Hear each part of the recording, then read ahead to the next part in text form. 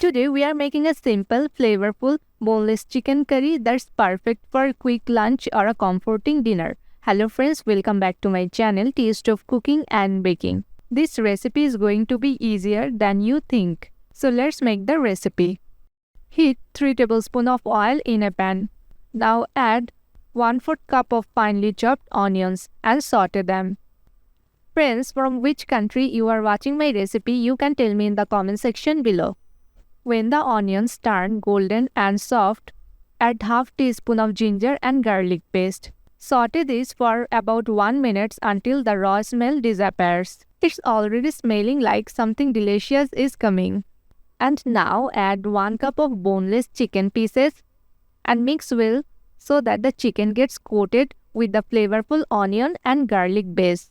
Keep the flame on medium and let the chicken cook for 5 to 6 minutes. It should turn white and start to get slightly golden at the edges. Now add 1/4 teaspoon each of turmeric, red chili and cumin powder.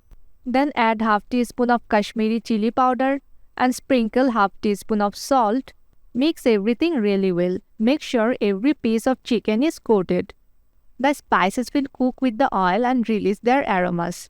Now add 2 to 3 tablespoons of tomato ketchup and 1/4 teaspoon of Garam Masala powder.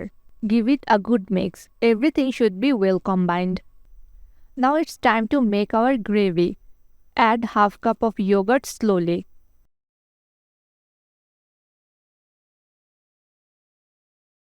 Mix it gently. It adds a creamy, tangy base that balances all the spices. Friends, there are more easy and delicious recipes on my channel. You can watch them. I hope you will like the recipes. Now pour half cup of water and mix it all together. Cover the pan with a lid and cook it for 5 minutes on low flame. After 5 minutes, open the lid and add 2 chopped green chilies and 1 tablespoon of chopped coriander leaves. Mix once and cook for just another minute.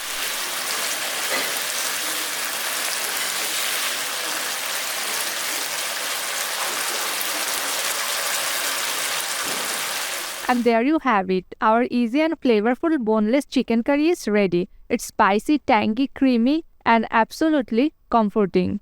Pair it with paratha or even some naan. Friends, if you enjoyed this recipe, don't forget to like, share and subscribe to my channel.